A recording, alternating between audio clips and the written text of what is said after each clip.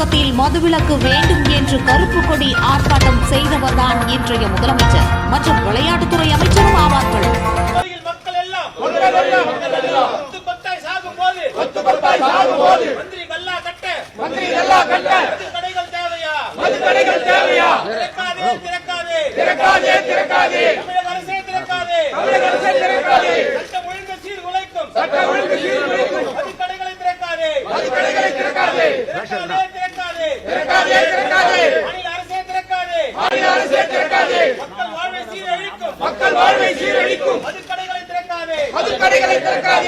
காணொலி செய்தி சமூக வலைதளங்களில் வேகமாக பரவி வருகிறது.